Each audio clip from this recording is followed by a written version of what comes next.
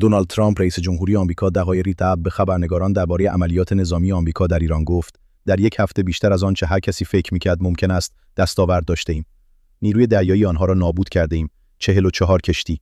نیروی هواییشان را هم از بین برده‌ایم. هر هواپیما.